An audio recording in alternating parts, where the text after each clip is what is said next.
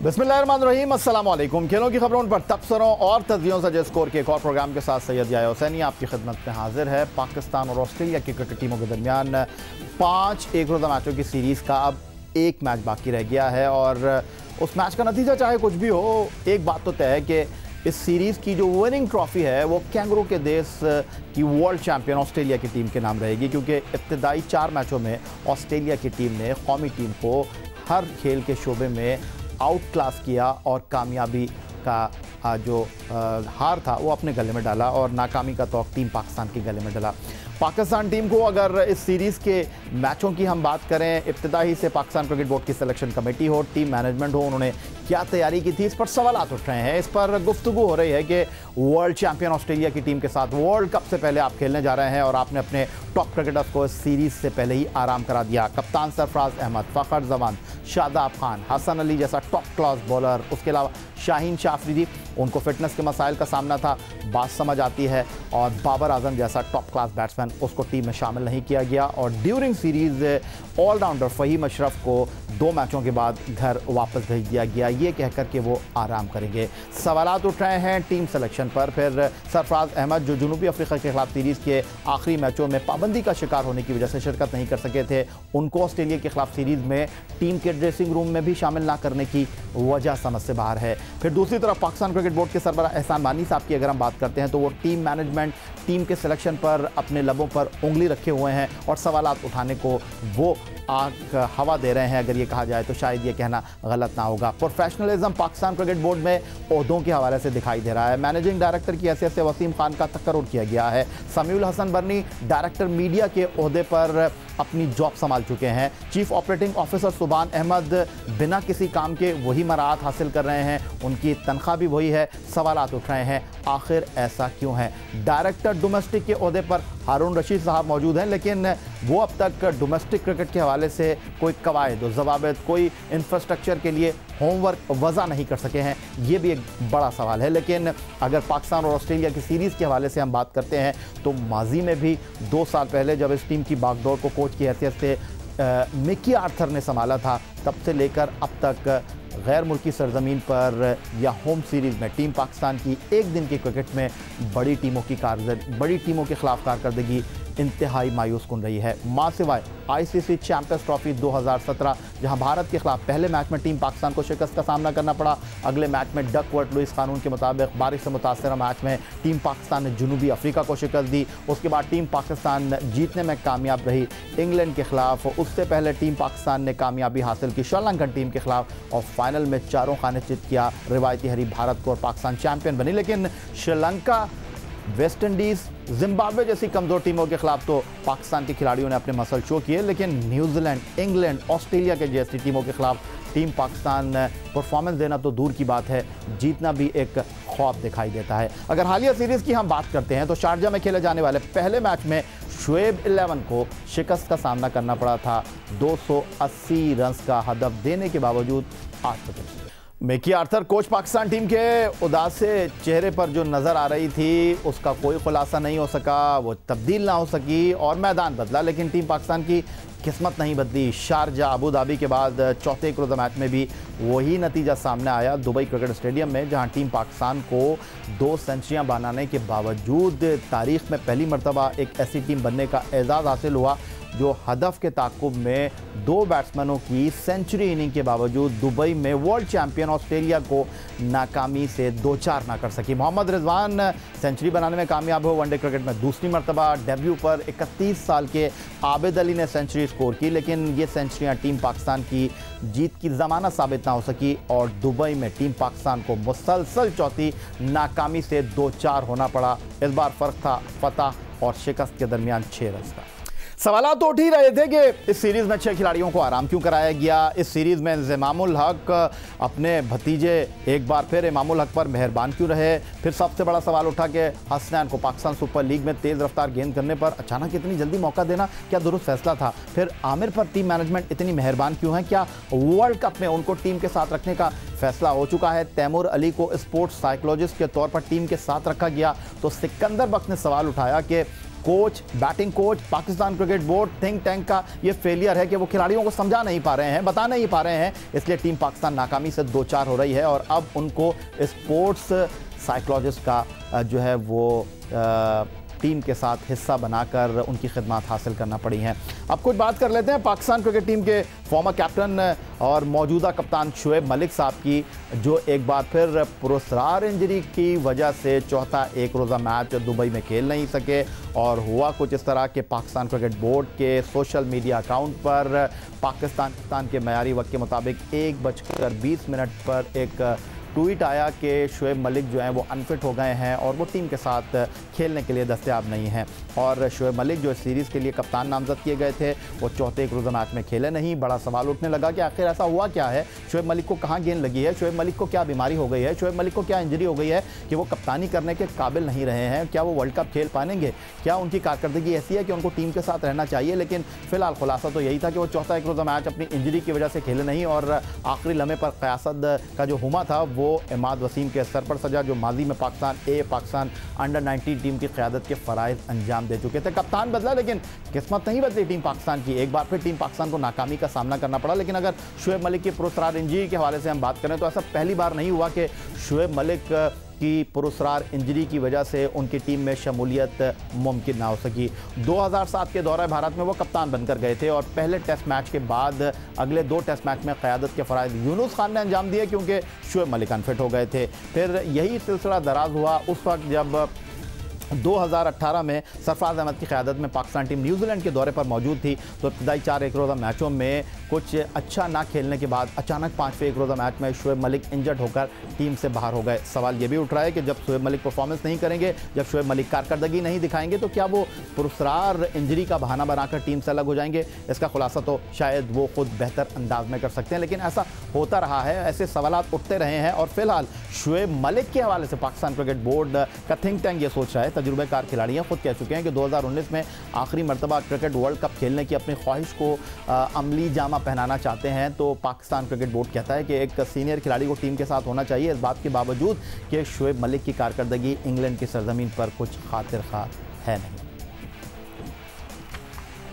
तो ये जनाब पाकिस्तान ऑस्ट्रेलिया के दरमियान सीरीज़ के हवाले से कुछ अहम नुकात जिन पर आज के प्रोग्राम की शुरुआत में हमने बात की। एक छोटा सा ब्रेक लेंगे और ब्रेक के बाद प्रोग्राम को मज़ीद आगे बढ़ाएंगे।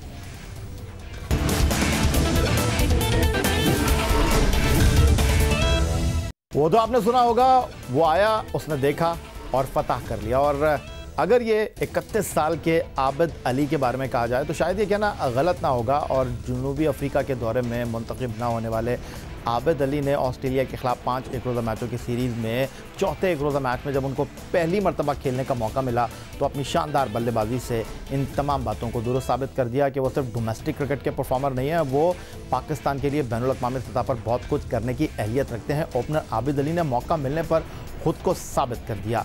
ऑस्ट्रेलिया के खिलाफ दुबई में खेले जाने वाले चौथे एक रोज़ा मैच में जहां इमामुल हक के बुखार में मुब्तला होने पर 3 वनडे से इंतज़ार करने वाले आबिद अली को मौका मिला था। दाएं हाथ से बैटिंग करने वाले आबिद अली ने डेब्यू पर सेंचुरी बनाकर तीसरे पाकिस्तानी होने का एजाज़ हासिल किया। सलीम इलाही और इमामुल हक के बाद जिसने ये एजाज़ हासिल किया। आबिद अली ने इस चौथे एक रोज़ा मैच में 119 गेंदों पर 9 चौकों की मदद से 112 रन की शानदार इनिंग्स खेली और आबिद अली डेब्यू में सबसे बड़ी इंफरादी इनिंग खेलने वाले पाकिस्तानी खिलाड़ी भी बन गए हैं। आबिद अली पाकिस्तान के डोमेस्टिक क्रिकेट में परफॉर्म करने वाले उन खिलाड़ियों में शामिल हैं जिनके हवाले से पाकिस्तान के फॉर्मर क्रिकेटर्स मीडिया आवाज़ उठाता रहा है और उनकी कारकर्दगी को अपने इस प्लेटफॉर्म पर हम हाईलाइट करते रहे हैं। ये बात है इस साल जनवरी 16 की, जब स्कोर प्रोग्राम के मेहमान बने थे आबिद अली, जब उनको दौरा जनूबी अफ्रीका में डोमेस्टिक क्रिकेट में शानदार कारकर्दगी का मुजाहरा करने के बावजूद नज़रअंदाज कर दिया गया था। तो हमारे प्रोग्राम में आए थे और बड़े मुस्बत अंदाज में उन्होंने गुफ्तगू की थी। एक बार फिर उस गुफ्तगू को आज के इस प्रोग्राम का हिस्सा बनाते हैं। आबिद अली जो हैं इस वक्त लाहौर स्टूडियो से हमारे साथ मौजूद हैं, उनको प्रोग्राम में खुशामदीद कहेंगे, जिन्होंने यूएई में इंग्लैंड लायंस के ख़िलाफ़ शानदार कारकर्दगी का मुजाहरा किया और फिर शानदार कारकर्दगी का मुजाहरा करके वो देख रहे थे कि उनको पाकिस्तान की टीम में शामिल किया जाएगा, लेकिन उनको पाकिस्तान वापस भेज दिया गया। आबिद अली को आपने बहुत ज़्यादा उनकी परफॉर्मेंस के हवाले से जानने की कोशिश की होगी और आज स्टूडियो में हमारे साथ आबिद अली मौजूद हैं लाहौर के। आबिद, खुशामदीद कहेंगे शो में आपको और बहुत शुक्रिया कि आपने हमारे शो के लिए वक्त निकाला। सबसे पहले आपसे ये जानना चाहूँगा कि इतनी उम्दा कारकर्दगी, शानदार परफॉर्मेंस का मुजाहरा कर रहे हैं, लेकिन मौका नहीं मिल रहा, तो दिल तो नहीं टूटा आपका?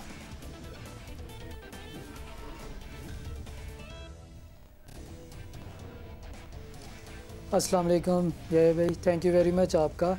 नहीं, टाइम की कोई ऐसी बात नहीं।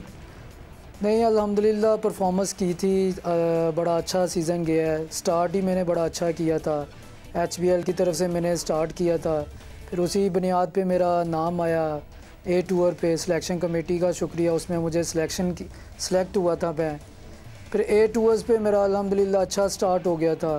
फिर आपके सामने परफॉर्मेंस है, सबके सामने ही है, मेरा काम है परफॉर्मेंस देना। तो माशाल्लाह वहाँ पर बड़ा अच्छा रहा मेरा स्कोर भी, सीज़न बड़ा अच्छा गुज़रा वहाँ पर। तो दिल टूटने की बात नहीं है, बस थोड़ा सा डिसअपॉइंट होता है इंसान, क्योंकि मैंने मेहनत की हुई है, उसका मुझे रिज़ल्ट भी मिला है।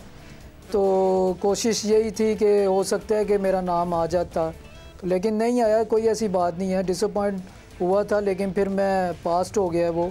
अब आगे की तरफ बढ़ना चाहता हूँ मैं, ताकि अपने आप को जो कमी रह गई है उसको मैं भूल के जो अब अच्छी चीज़ें हैं वो अपनाऊं, जो कमी रह गई है उसमें मैं कोशिश करूं वो दूर करूं, और अच्छा रिज़ल्ट आएगा।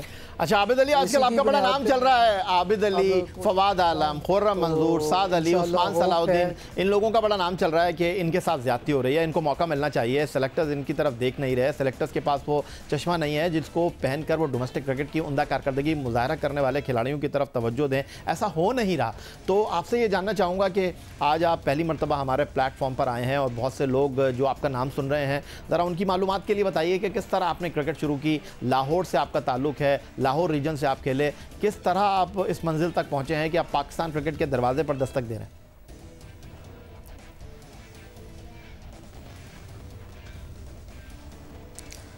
जी, मैं सब जो भी डोमेस्टिक में परफॉर्मेंस कर रहे हैं, फवाद भाई हैं, खुर्रम भाई हैं, उन्होंने अच्छा स्कोर किया, फिर मेरा भी साथ चल रहा था।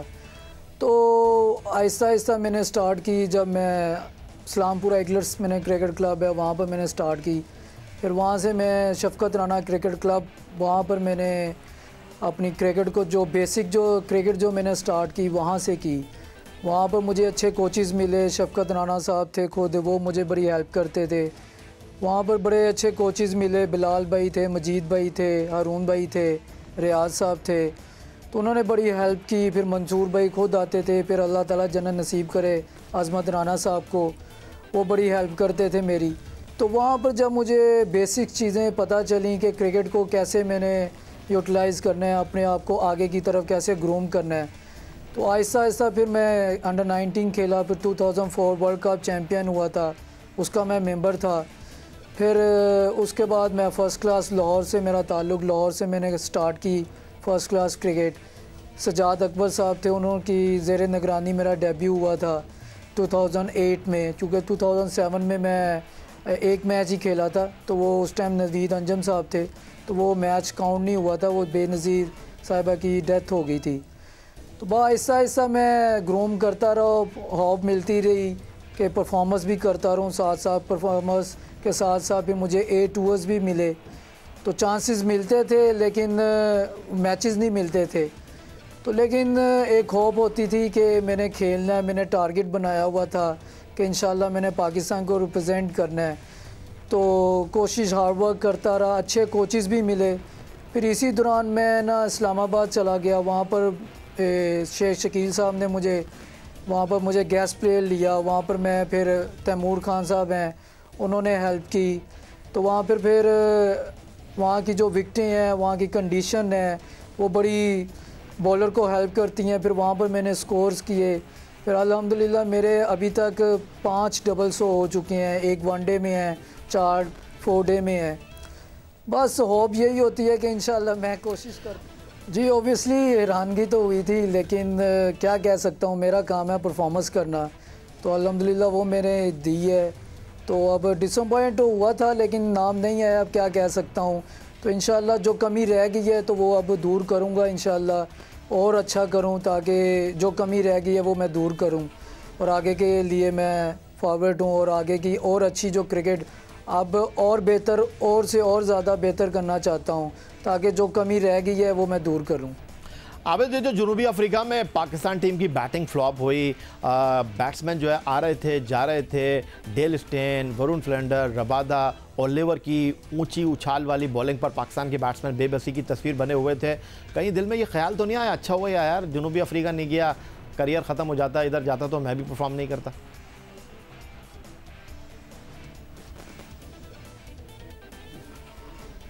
नहीं, ऐसा कभी नहीं मैंने सोचा।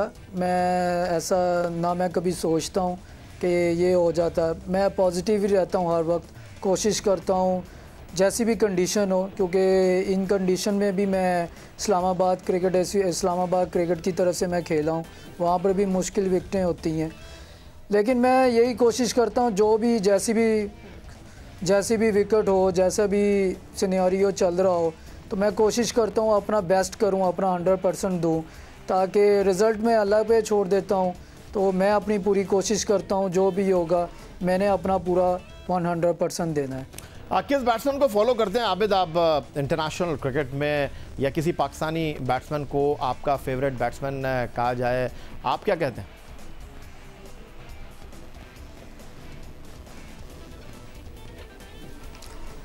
नहीं, पाकिस्तान में बड़े ग्रेट प्लेयर्स गुजरे हैं जी।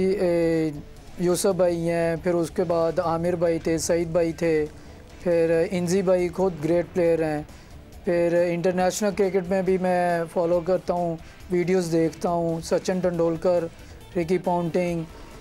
फिर इनको ज़रा उनकी जो बेस्ट टेक्निक होती है, जो बेस्ट शॉट्स होते हैं, उनको मैं फ़ॉलो करता हूँ। जो अच्छी चीज़ लगती है मुझे वो उसकी मैं फिर प्रैक्टिस करता हूँ। प्रैक्टिस में भी मैं अदनान यूसुफी वो मेरी बड़ी हेल्प करता है।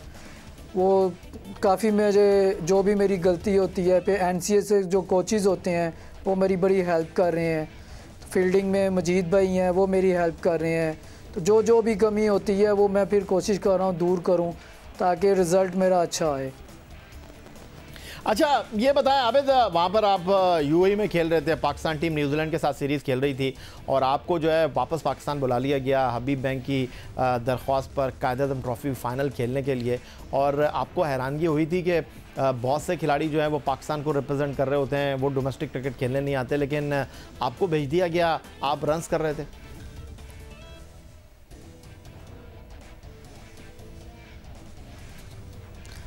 जी, मुझे पहले तो पता नहीं था कि मैं वापस जा रहा हूँ। तो जब मैंने इंग्लैंड लायंस के 140 किया तो फिर मुझे बाद में मुझे पता चला कि मुझे डिपार्टमेंट ने रिक्वेस्ट की कि आप फ़ाइनल खेलो। तो फिर एकदम शौक हुआ था मैं, लेकिन मैंने ये भी सोचा कि चलें वो भी फ़ाइनल है। तो HBL की तरफ से मैंने स्टार्ट भी किया था सीज़न, और उधर भी मैं चलें यहाँ पर भी अच्छा स्टार्ट मिल गया हुआ है, यहाँ पर भी अच्छा चल रहा है मेरा। तो फिर मैंने कहा कि चलो जो भी मेरा फ़ैसला है, जो भी मेरा खेलनी तो मैंने क्रिकेट ही है, तो फिर मैं इसी को मैंने पॉजिटिव लिया। तो मैं वापस आया, फिर यहाँ पर भी आके मैंने अल्हम्दुलिल्लाह फ़ाइनल में भी 140 किया था। तो वही मैं यही आपको कहना, मैं सिर्फ पॉजिटिव ही अपने आप को रखना चाहता हूँ कि पॉजिटिव चीज़ें अपनाऊँ। जो भी मेरे पॉजिटिव रहता हूँ तो अल्हम्दुलिल्लाह अच्छा रिज़ल्ट आता है। बहुत अच्छी बात है, बड़ी मुस्बत आप बात कर रहे हैं और यही सोच होनी चाहिए। और हमारी आपके लिए नेक ख्वाहिशात हैं आबिद कि आप इसी तरह उम्दा कारकर्दगी का मुज़ाहरा करें और पाकिस्तान टीम में अपनी जगह जो है जिसको हासिल करने के लिए आप उम्दा कारकर्दगी का मुज़ाहरा कर रहे हैं, जस्तुजू कर रहे हैं, आपको वो मौका मिले। तो आबिद अली की गुफ्तगू आपने सुनी। अभी तो आबिद अली को बहुत कुछ हासिल करना है, लेकिन एक बात है कि आबिद अली के लिए 5वां एक रोज़ा मैच अहमियत का हामिल है। और अगर दुबई में वो इस मौके को एक बार फिर अपनी शानदार कारकर्दगी में कन्वर्ट करने में कामयाब होते हैं तो बेस्ट विशेस तो आबिद अली के लिए हैं ही। वर्ल्ड कप 2019 के स्क्वाड में वो जगह भी हासिल कर सकते हैं। एक छोटा सा ब्रेक लेंगे और ब्रेक के बाद हमारे साथ मौजूद होंगे कराची सिटी क्रिकेट एसोसिएशन के साबिक सदर, साबिक सेक्रेटरी और बहुत सारे ओहदों पर मौजूद पाकिस्तान के शहर कराची के प्रोफेसर एजाज फारूकी साहब, और उनके साथ हमें ज्वाइन करेंगे सीनियर स्पोर्ट्स जर्नलिस्ट रोज़नामा जंग कराची के अब्दुल माजिद भट्टी साहब।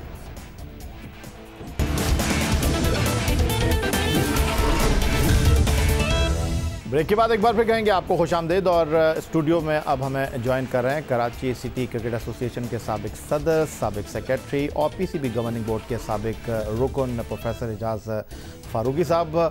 खुशामदीद कहेंगे आपको फारूकी साहब। और फारूकी साहब के साथ हमें ज्वाइन कर रहे हैं रोज़नामा जंग कराची के senior sports correspondent Abdul Majid Bhatti साहब, आपको भी खुशामदीद कहेंगे।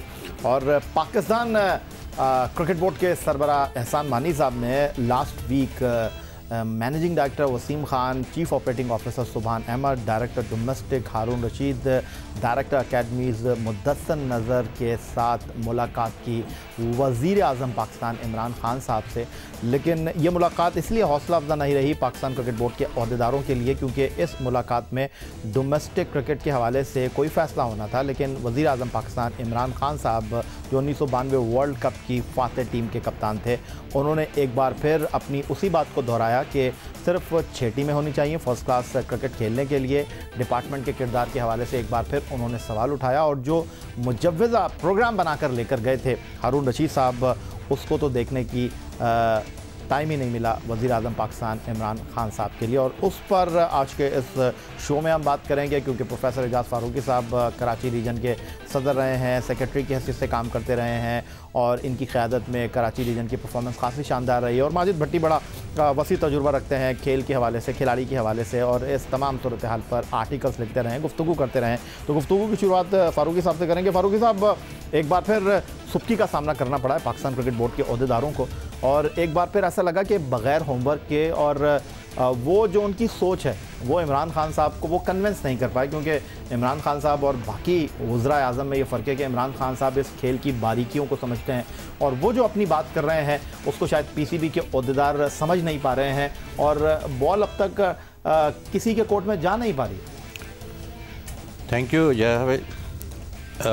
इसमें थोड़ा सा वक्त देना पड़ेगा इस बात को फ़ैसला करने के लिए कि क्या 6 टीमें मुनासिब होंगी 8 की बजाय, और जो डिपार्टमेंट्स हैं उनको मर्ज किया जाए रीजन्स के साथ। मेरे ख़्याल से थोड़ा सा इसमें इमरान खान को भी लचक दिखानी चाहिए। ठीक है, उनका एक्सपीरियंस है, इसमें कोई शक नहीं है, प्राइम मिनिस्टर पाकिस्तान है, इसमें कोई शक नहीं है। एडमिनिस्ट्रेशन में और जहाँ तक लोगों के पसंदगी के हमारे भी वो हीरो हैं, सब अपनी जगह है। मगर ये मामलात ऐसे हैं कि जिसमें क्रिकेट आगे चलकर मसाइल का शिकार न हो जाए। ये बहुत ज़रूरी है सोचने की कि डिपार्टमेंट्स को अलग रखा जाए, रीजन्स को अलग रखा जाए। और पाकिस्तान जिस वक्त वो थे उस वक्त क्रिकेट इतनी वसी नहीं हुई थी जितना इस वक्त क्रिकेट का जो बुखार है, क्रिकेट का जो लोगों में जो मिजाज बन गया है, वो फ्रंटियर से लेकर वहाँ KPK से लेकर कराची तक और इधर कोयटा की टीम भी माशाल्लाह से काफ़ी उभर कर आई है। तो वो दौर में उस ज़माने में आपको KPK में क्रिकेट बहुत कम मिलती थी, आपको कोयटा में क्रिकेट बराए नाम थी, मगर अब खिलाड़ी उभर कर आ रहे हैं। आप देखिए ना, पीछे दोनों हसनैन हैदराबाद से आया, उससे पहले भी एक हमारा प्लेयर मिला था हमें। तो क्रिकेट अब पूरे पाकिस्तान में चल रही है। अगर 6 टीमें रखी जाएंगी तो यकीनी तौर पर फर्स्ट क्लास के लिए उन प्लेयर्स को उभरने का मौका बहुत कम मिलेगा। लाजमी तौर पर 8 भी कम है, 8 से भी ज़्यादा होना चाहिए, मगर चलिए ठीक है 6 भी 8 रख लें और 8 के साथ 8 डिपार्टमेंट्स रख लें। ये बेहतरीन फार्मूला है और इसमें थोड़ा सा इमरान खान को भी लचक दिखाना पड़ेगी। वजह उसकी यह है कि शायद ये होमवर्क करके डेफिनेटली गए होंगे, मगर उस होमवर्क में शायद वो लोग फेस नहीं कर पाए, या क्या वजह है मीटिंग में वो। अच्छा फारूकी साहब, लगता है आपकी गुफ्तगू से कि आप भी वही सोच रखते हैं जो इमरान खान की सोच के हम ख्याल नहीं है। और इमरान खान साहब ऑस्ट्रेलिया क्रिकेट की बात करते हैं, स्टेट क्रिकेट की जब वो बात करते हैं तो शायद उनका इशारा जो है वो 6 टीमों की तरफ है और 6 टीम अगर बनेंगी तो फिर प्रोविंस की सतह पर बनेंगी। पंजाब से 2 टीमें, सिंध से 1 टीम, सरहद से, फिर बलूचिस्तान से, फिर फ्रंटियर से, तो फेडरल से। तो आप समझते हैं कि ये रीजन का जो फार्मूला है यही मुनासिब है, सूबों की सतह पर टीमें नहीं बननी चाहिए? देखिए, पेंटाकुलर होता है ना, पेंटाकुलर में सूबों के नाम होते हैं, कोई इंटरेस्ट नहीं होता किसी का कौन सा प्लेयर किस टीम में खेल रहा है, कौन सा प्लेयर किस टीम में खेल रहा है। देखिए, सबसे पहली चीज़ ये होती है कि आपको रीजनल जो उसका शेप है वो देना पड़ता है, उसका नाम देना पड़ता है। अब मिसाल के तौर पर कराची के जो 7 जोन्स हैं, ये भी चल रही बात कि उनको भी नामों से अब डिस्टिंग्विश कर दिया जाए, बहुत अच्छा है। इसी तरह से कराची के अलावा जितनी भी जगहें हैं, जब जगहों की ओनरशिप होती है तो वहाँ लोगों का इंटरेस्ट भी होता है। जब इंटरेस्ट होगा कि वहाँ के लोग जो उसमें भरपूर किरदार अपना अदा करना चाहते हैं वो करेंगे। अगर पेंटाकुलर टाइप की, वही पेंटाकुलर का दूसरा नाम हो जाएगा कि आप सूबों को टीमें बना लें। उसमें जब सूबों की टीमें बनती हैं तो वो लोगों में वो इंटरेस्ट डेवलप नहीं हो सकता। और अब तो फार्मूला ये है कि दूसरे सूबे वाले भी उसमें शामिल हो जाते हैं। असद शफी को आप अगर कैप्टन बना देंगे कोयटा का, तो बताइए कि क्या किसी का इंटरेस्ट रहेगा। ये सब चीज़ों को जहन में रखना है और उनको चाहिए कि अब ये सूबों नहीं, रीजन्स को ही तगड़ा करें। और अब PSL के पाकिस्तान में आने के बाद ये चीज़ समझ में आ गई है कि अब अल्लाह का शुक्र है पैसा भी आएगा PCB के पास, और PCB इस काबिल होगा कि इन सब चीज़ों को अफोर्ड कर सकेगा। ये जो कम करने की जो बात थी, मैं जब PCB में था उस ज़माने में तो ये था कि अफोर्डेबल नहीं था, बहुत मुश्किल हो गया था। मगर अब तो PSL भी आ रहा है, तो PSL भी, जब PSL की पाकिस्तान में आने की जब बात हो रही है तो इसका मतलब है कि आपके बहुत से अखराजात तो वैसे ही कट हो जाते हैं। तो PCB को इसका सबसे बड़ा एडवांटेज ये मिलेगा, और वही पैसा जो है रीजन्स को इस्तेमाल किया जाए, रीजन के लिए किया जाए। अब देखिए ना, कराची में स्टेडियम कितना शानदार बन गया, PSL की ऐसे बन गया। आखिर पैसा खर्च हुआ ना, तो इस तरह से खर्च तो करना पड़ेगा, मगर उसकी कमाई जो है उसके ज़रिए ढूंढे जाएंगे। और मैं फ्यूचर में जो देख रहा हूँ कि उसमें पैसे की कमी नहीं होगी। जब पैसे की कमी नहीं होगी तो माजिद भट्टी साहब, आप आर्टिकल लिखते रहे हैं और इस हवाले से गुफ्तगू करते रहे हैं। वो जो पाकिस्तान क्रिकेट बोर्ड के लाहौर में गवर्निंग बोर्ड का इजलास हुआ था, उसमें जो फार्मूला तय हुआ था HBL Karachi, national bank Faisalabad, ZTBL Islamabad, वापडा लाहौर, वो फार्मूला फिर फेल है? देखें, अभी तो टीमों की तादाद तय नहीं हो रही। प्राइम मिनिस्टर जो कह रहे हैं, प्राइम मिनिस्टर ज़ाहिर है इतने बड़े क्रिकेटर रहे हैं, उनकी अपनी सोच, और ये आज की नहीं है। जब वो PIA के लिए डिपार्टमेंटल क्रिकेट खेलते थे उस वक्त भी रीजन की बात करते थे। रिसेंटली हमने देखा रीजन के कराची लाहौर के मैच में ग्राउंड में 8-10 लोग बैठे होते हैं, ग्राउंड खाली होते हैं। वो तो अगला स्टेज है। पहला स्टेज अब वो कह रहे हैं कि ऑस्ट्रेलियन सिस्टम में लाना चाहिए पाकिस्तान को। ऑस्ट्रेलिया की आबादी देख लें, पाकिस्तान की 22 करोड़ की आबादी है। कराची की आज ही प्राइम मिनिस्टर ने तकरीबन, मुझे एग्जैक्ट अमाउंट याद नहीं, शायद 2.5 अरब रुपए का कराची पैकेज अनाउंस किया। तो कराची की एक तरफ अहमियत अपनी जगह, दूसरी तरफ कराची जो है एक टीम सिंध की होगी जिसमें कराची, लाड़काना, हैदराबाद, सक्खर, ये पूरे सिंध की एक टीम होगी। पंजाब की 2 टीमें होंगी। देखिए, क्वालिटी ऑफ क्रिकेट, इसमें कोई शक नहीं कि क्रिकेट ज़्यादा हो गई थी, थोड़ी टीमों की तादाद कम की जाए। प्राइम मिनिस्टर को जो ब्रीफिंग दी गई, जो आपका सवाल था, उसमें उनसे पूछा गया कि डिपार्टमेंट्स क्या स्पॉन्सर कर लें इन रीजन्स को, तो उन्होंने कहा कि आप पहले मेरे फार्मूले पर प्लान बना के लाएं, फिर इस बात पे भी गौर कर सकते हैं। ज़ाहिर है प्राइम मिनिस्टर ने अगर कह दिया नेशनल बैंक को कि वो कराची को ओन करें, या हबीब बैंक को कह दिया कि लाहौर को ओन करें, लेकिन मसला वही है कि अगर 6 टीमें हुई तो अगर एक टीम में 20 प्लेयर भी होंगे तो 120 प्लेयर होंगे। तो ये बाकी जो डिपार्टमेंट्स के पास 100-100, 150 प्लेयर्स हैं, कोचेज़ हैं, दीगर स्टाफ है जो टीमों से रिलेटेड है, वो तो ये तो आपने जवाब दे दिया भट्टी साहब। फिर मैं अपने सवाल की तरफ वापस आ जाता हूँ। वो जो गवर्निंग बोर्ड के इजलास में सारी SOPs तय हुए थे, इसका मतलब कि वहाँ पर जो गुफ्तगू हुई थी वो खान साहब के सामने बुनियाद बनाकर पेश नहीं की गई। इसका मतलब कि लोग कंफ्यूज थे गवर्निंग बोर्ड के इजलास में, इसलिए वो कन्वेंस ही नहीं कर सके। नहीं, PCB कंफ्यूज हो गया इसलिए कि जिस इजलास की आप बात कर रहे हैं उसके बाद डिपार्टमेंट्स ने भी इस फार्मूले को रिजेक्ट किया, रीजन्स ने भी इस फार्मूले को रिजेक्ट किया। अब PCB एक प्लान लेके पहुंचा लास्ट वीक प्राइम मिनिस्टर के पास, लेकिन प्राइम मिनिस्टर ने तो उसे यकसर मुस्तरद कर दिया। तो असल में मानी साहब ना प्राइम मिनिस्टर को कन्विंस कर पा रहे हैं और ना यहाँ पर रीजन्स और डिपार्टमेंट्स को कन्विंस कर पा रहे हैं। तो अब पोजीशन देखें, वो अंग्रेज़ी में एक लफ्ज़ है कि कैच-22 सिचुएशन है क्रिकेट बोर्ड के लिए, कि वहाँ प्राइम मिनिस्टर को भी उन्होंने मनाना है या रीजन्स और डिपार्टमेंट्स को भी मनाना है, उन पे जो क्रिटिसिज्म हो रही है उसको भी उन्होंने साथ लेके चलना है। मैंने वसीम खान से दुबई में कहा था, मैंने कहा यार आपको पाकिस्तान क्रिकेट का कुछ पता नहीं है। उन्होंने कहा मुझे सब पता है। तो ये 3 बार रिपीट किया, मैंने उनको तीनों बार कहा कि आपको नहीं पता। वो बार बार कह रहे हैं कि जी ये पिचेस, भाई ये जावेद मियादाद, इमरान खान, वसीम अकरम, वकार यूनुस, इंजमाम उल हक, सलीम मलिक, मोइन खान, राशिद लतीफ़, बेतहाशा दर्जनों पाकिस्तान के प्लेयर्स इन्हीं पिचेस से आए हैं। हाँ, हमें अपनी सिस्टम में फाइन ट्यूनिंग करनी है, अच्छी पिचेस लानी है, अच्छे हमने ग्राउंड्स जो फारूकी साहब बात कर रहे थे, गेंदों की क्वालिटी, अंपायर्स की क्वालिटी, मैच रेफरीज जो है वो प्रेशर से आज़ाद रहें, तो ये वो चीज़ें हैं जिसमें बेहतरी की गुंजाइश है। देखें 16 या 18 ये तो बहुत ज़्यादा टीमें हैं, मेरे ख्याल में 8 से 10 टीमें होनी चाहिए, लेकिन क्वालिटी हर लेवल पे हो। आप ग्रेड 2 किसके लिए करवा रहे हैं? ग्रेड 2 3 मैचेस पोर्ट कासिम और PIA की टीम इतना पैसा क्यों लगाएगी कि साल में 3 मैच खेले, अगर 3 मैच हार गई तो उसके पूरे साल की मेहनत जाएगी। तो पूरे सिस्टम में ओवरहॉलिंग की ज़रूरत है। ये तो 6 टीमों की तो फर्स्ट क्लास क्रिकेट की बात हो रही है। अब आप देखें कि ये जो पाकिस्तान कप होने जा रहा है 2 अप्रैल से, सिलेक्टर्स ने जो टीमें सेलेक्ट की हैं और लाहौर रीजन ने जिस तरह उससे मुस्तरद किया है, देखिए ये अलार्मिंग सिचुएशन है कि एक तरफ सिलेक्टर्स पाकिस्तान टीम में भी नाइंसाफ़ी कर रहे हैं, यहाँ पर रीजन्स भी शोर मचा रहे हैं, और उन्होंने बाकायदा, मुझे अब नाम भूल गए, एक साथ नसीम का नाम था, 2-3 और लाहौर के प्लेयर्स थे जिन्हें बिल्कुल सिलेक्टर्स ने इग्नोर कर दिया। हुसैन तलत जो है रिसेंटली पाकिस्तान टीम के साथ साउथ अफ्रीका का टूर किया, पाकिस्तान कप में नहीं है। तो असल देखें ये जो खामियां हैं, खामियों को ठीक करने की ज़रूरत है।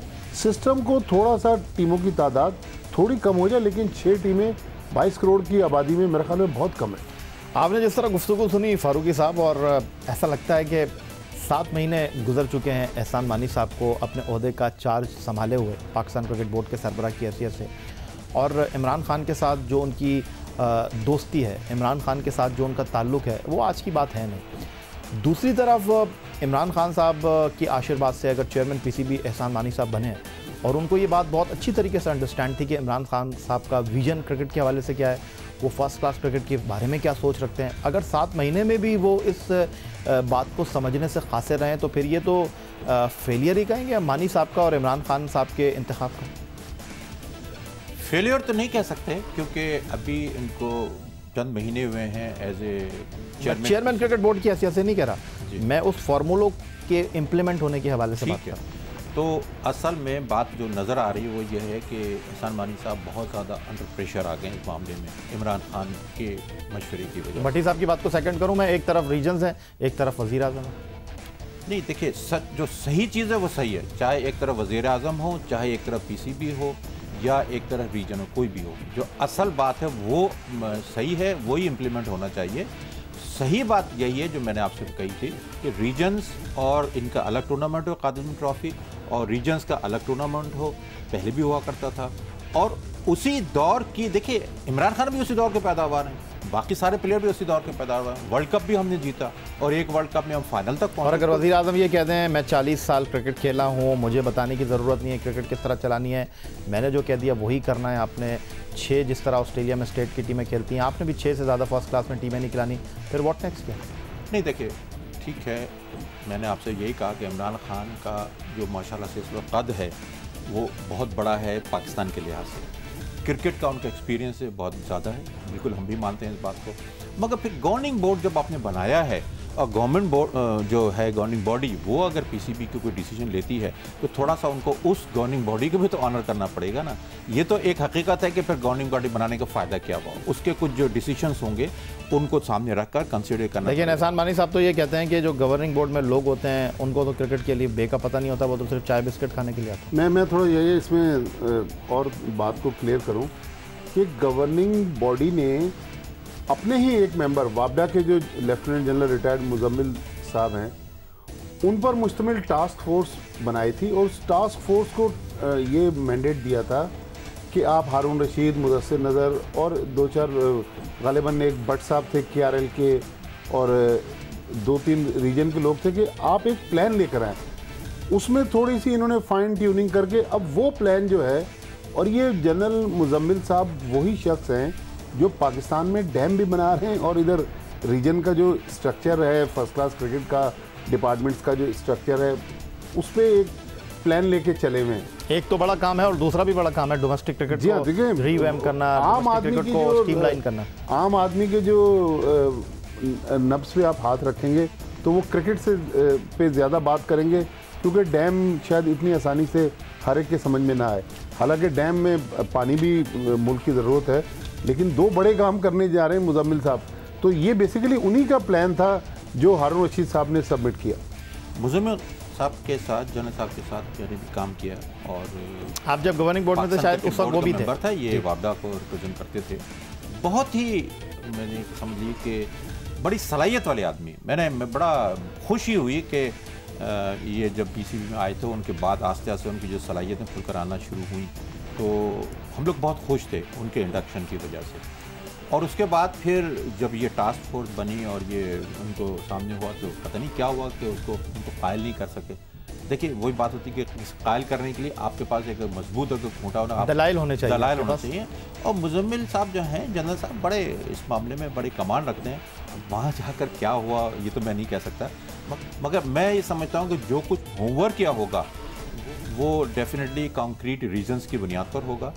मैं रिक्वेस्ट करूँगा इमरान खान से, इस प्रोग्राम की तवज्जुह से फिर मैं रिक्वेस्ट करूँगा कि इन द इंटरेस्ट ऑफ क्रिकेट थोड़ा इस बात को सोचें कि जो कुछ इन लोगों ने सिफारिशात पेश की हैं, या जो कुछ हम कह रहे हैं एज ए मेंबर बोर्ड या as a regional head x की बुनियाद पर, इस बात को ज़रूर सोचें और in the interest of cricket पर जो भी फैसला करें। In the interest of cricket आप ये कहना चाह रहे हैं कि जैसा चल रहा है वैसे चल रहा है?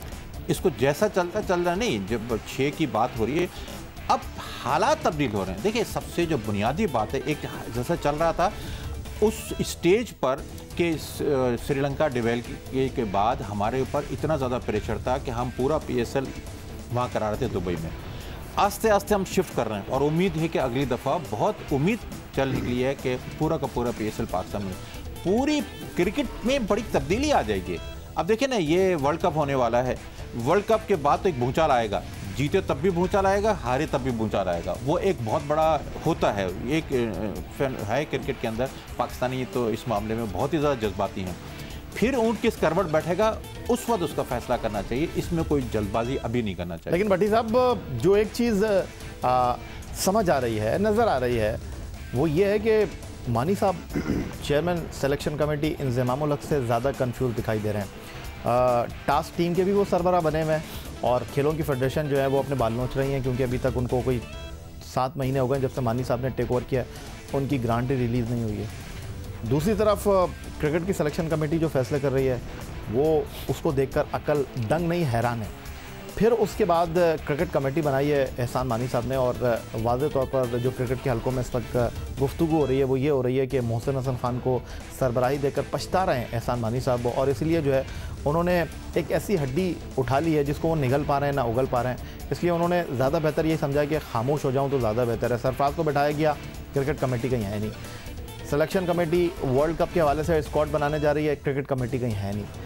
अहम क्रिकेट के उमूर के फैसले हो रहे हैं, क्रिकेट कमेटी कहीं है नहीं। और सबसे बड़ी बात यह है कि फ़र्स्ट क्लास क्रिकेट के इस निज़ाम की जो मीटिंग थी वज़ीर आज़म पाकिस्तान से, उसमें क्रिकेट कमेटी नहीं है। फारूकी साहब तो इस बात का रोना रो रहे हैं कि गवर्निंग बोर्ड वाले किधर हैं। देखिए मानी साहब बाहर बैठ के तो उनको सब अच्छा लग रहा था। अब जिस तरह आपको भी लोग जो देखते होंगे ना टीवी पे, वो समझते होंगे भाई सूट पहन के एयर कंडीशन स्टूडियो में बैठे हुए हैं, ये तो बहुत आसान चीज़ है, लेकिन ये प्रोग्राम किस तरह तैयार होता है, ये तो जो इस मराहल से गुजरता है। तो आपकी ज़रा नवाजी है, वरना लोग तो समझते हैं बहुत आसान काम है ये। बिल्कुल, वो लोग इसी तरह मानी साहब भी समझते होंगे यार क्रिकेट बोर्ड क्या है, मैं तो ICC, भाई ICC में गोरा कल्चर था। ICC ज़्यादा आसान काम है भट्टी साहब, बहुत आसान है, इसलिए कि वहाँ एक सेट पैटर्न के तहत हर एक के SOPs तय हैं, वो काम कर रहे हैं। हमारे यहाँ ये नहीं, हमारे यहाँ एक किसी और के काम में मुदाखलत करेगा, वो उसके काम में टांग अड़ाएगा। हमारे यहाँ तो हौच पौच सिस्टम है। अब उन्होंने क्रिकेट बोर्ड ले लिया, उन्होंने कहा चले क्रिकेट बोर्ड चलाने के लिए वसीम खान को बरतानिया से लिया है। अरे भैया, क्या हमारे मुल्क में कोई ऐसा काबिल आदमी नहीं है जो क्रिकेट को चला सके? सारी चीज़ें हमारे लोगों को भी पता है। अब वसीम खान को लाने के बाद उन्होंने समझा कि शायद क्रिकेट बोर्ड के मामलात से मैं ज़रा फारिग हो जाऊँगा, क्योंकि उनका अपना जो कारोबार है वो अलग है, यहाँ तनख्वाह नहीं ले रहे, इसलिए उनके पास ये भी जवाब है कि भाई मैं तो ये तनख्वाह नहीं ले रहा। अब वो जो एक दूसरी जो खेलों की जो इस्लाहत थी वो मामला अपनी जगह रुका हुआ है। तो फिर जो असल चीज़ है कि एज फैक्टर भी हावी है मानी साहब पे। अगर आप उनसे गुफ्तगू करें तो मैं तो इनको, मेरी इनकी 96 में मुलाकात हुई थी जब वर्ल्ड कप हो रहा था नेशनल स्टेडियम में, और मुझे आज भी याद है साउथ अफ्रीका और वेस्ट इंडीज़ का क्वार्टर फाइनल हो रहा था और ब्रायन लारा ने उस मैच में सेंचुरी बनाई थी, वेस्ट इंडीज़ ने साउथ अफ्रीका को। मेरी उस दिन पहली बार मुलाकात हुई। तो मैं तो इनको 22-23 साल से जानता हूँ तो वो शायद ये समझ रहे थे कि एक बड़ी टीम लेकर आ जाऊंगा, सब मामला स्मूथ चलेंगे, ऐसा है नहीं, हैंडल हो नहीं रहे आपसे, नहीं हो रहे। देखें सिलेक्शन कमेटी का कितना बड़ा ब्लंडर है, और प्राइम मिनिस्टर ने वहाँ भी इनसे कहा कि भाई ये क्या हो रहा है, टीम उस वक्त तक शायद 3-0 हार चुकी थी। उन्होंने कहा नहीं साहब हमने रेस्ट करा, उन्होंने कहा भाई रेस्ट, मतलब प्राइम मिनिस्टर एक तरफ कह रहे हैं कि मैंने 40 साल, ज़ाहिर है उनका इतना वसी तजर्बा, इतने दुनिया के बड़े क्रिकेटर थे, उनको आप बता रहे हैं कि रेस्ट, वर्ल्ड कप से पहले कौन रेस्ट कराता है। अब टीम अगर 5-0 ऑस्ट्रेलिया से हार गई, इंग्लैंड में तो बहुत कम चांस है कि पाकिस्तान 1 या 2 वनडे जीत जाए, तो अगर 10 मैच वर्ल्ड कप से पहले टीम जीत के वर्ल्ड कप के लिए उतरेगी 30 मई को, तो टीम तो ऑलरेडी मॉरली गिर गई होगी।